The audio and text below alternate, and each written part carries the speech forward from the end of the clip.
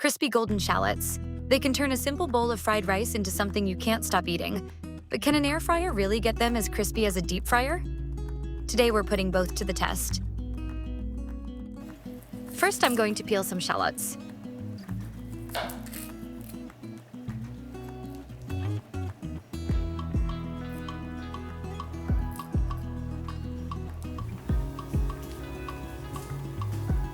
If the shallots are too big to fit through the food processor feed tube, I'll cut them in half like this.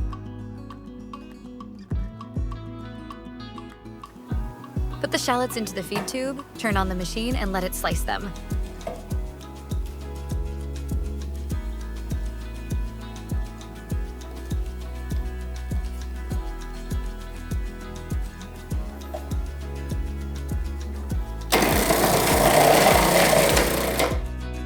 Look how nicely these shallots are sliced.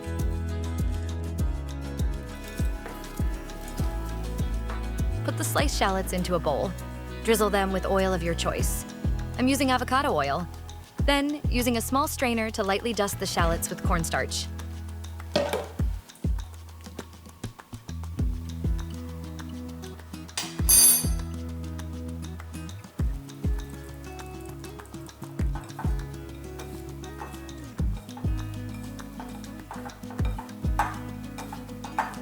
Preheat the air fryer to 300 degrees Fahrenheit and set it to the crisp function for 7 minutes.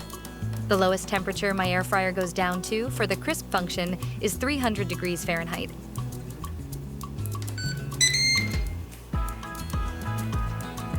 When it says add food, add the sliced shallots. We don't want to add too much at once.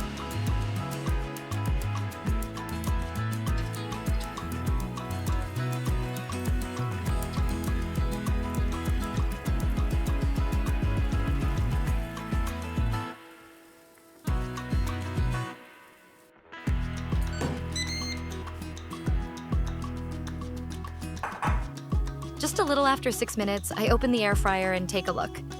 They're still a little too light, so I add another 2 minutes. Now they're done. You can hear how crispy they are.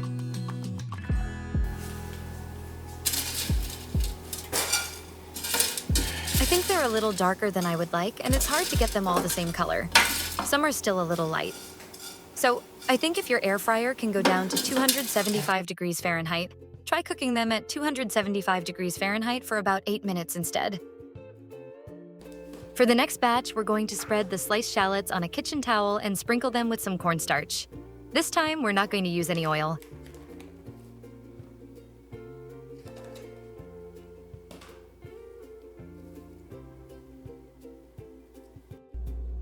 Gently toss the sliced shallots with the cornstarch until they're lightly coated.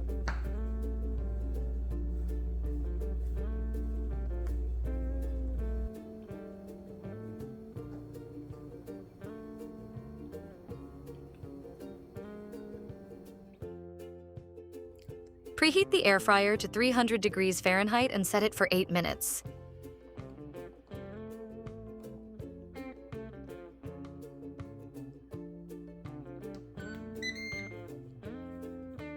When the air fryer is heated and says add food, add the second batch of sliced shallots. Again, we don't want to add too much. Just spread them out in a single layer. I opened the air fryer at around 7 minutes and 40 seconds to stop the cooking because I didn't want them to get as dark as the first batch. You can hear how crispy they are.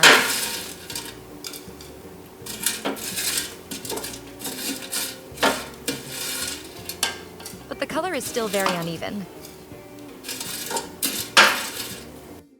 For the last method, we're going to deep fry the sliced shallots, which is the traditional way.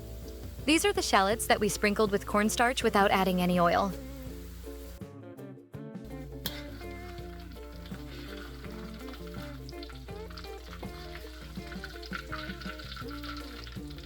So here are the final results.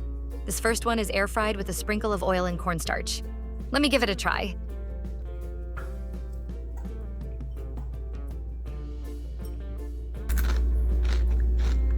It's crispy, but I can taste a little bitterness because it got a little too dark.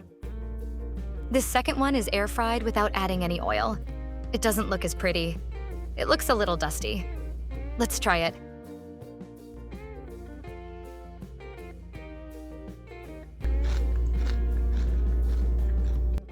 It's crispy, but I feel like I can taste the starch. These third and fourth batches are deep fried. I deep fried the third one a little longer, so it's darker. Let's try it. You can probably hear how crunchy this one is, and it definitely tastes better than the air-fried ones.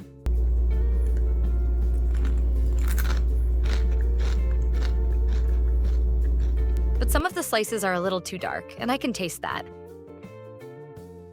Now let's try the fourth one. This one was also deep fried, but I took it out sooner than the third batch, so the color is much lighter. As you can hear, this one is also nice and crunchy, and I think this one tastes the best. In conclusion, you can make crispy shallots either by air frying or deep frying them. Air frying is a good option if you're health conscious because you don't need to use much oil.